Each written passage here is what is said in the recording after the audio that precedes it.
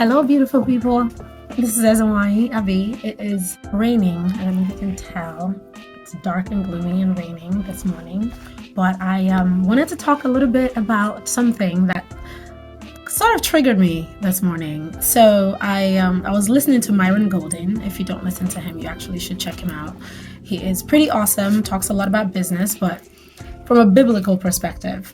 I will leave that there. But it has been very interesting and intriguing for me to actually listen to him from an entrepreneurial standpoint.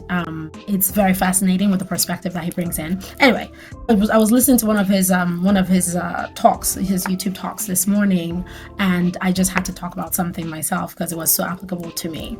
Recently, maybe a week ago, someone said to me how, life isn't all about work because it seems like all I do is work. So listening to Myron Golden, and he began talking about, I have notes in front of me, I'm going to look at it because some of the things he said were just so pertinent to how I was feeling this week. But the comment that was made to me early this week did make me feel guilty, mom guilt, right? So I went to school and had lunch with my kids twice this week. I had lunch with one on Tuesday and another on Wednesday. Anyway, one of the things that he said that really stood out to me was Bible-based as well, but just in the idea that there is a season for everything. And as an entrepreneur, people will definitely misunderstand what you're doing and probably judge you for it, especially if you're in the season where you're still trying to sow. He referenced this quote in the Bible, Ecclesiastes, I believe. Clearly, I'm not the most Bible-based person, but I just thought it was fascinating. He uses the quotes, he that regards the wind will not sow, and he that regards the clouds shall not reap. And so there are no perfect times to plan for the future. And if you're in the space where you're an entrepreneur, so this is really about the challenges of entrepreneurship, especially in the beginning. If you're in the season where you feel driven to build something, but you also have these other obligations in your life and you're trying to have balance, that's something else that he talked about, balance. The idea that in a season of focus, you cannot have balance.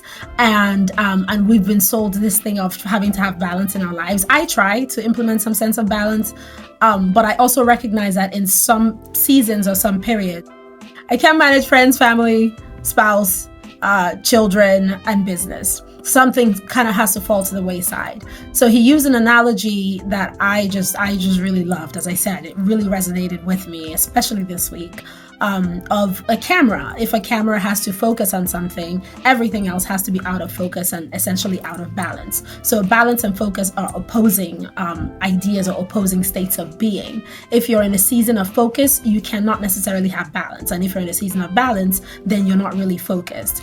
As an entrepreneur, it's hard. It is hard sometimes to try to keep all those things together. But I do encourage whoever watches this that make it seasonal, make it seasonal. There are times in your life where you're going to go really hard.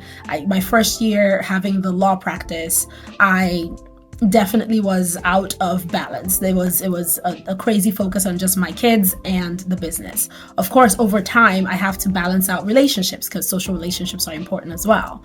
But my encouragement as you're watching this, it's not terrible to be in the season of focus, even if you're judged by it and people think that all you care about is working and business and making money and things like that.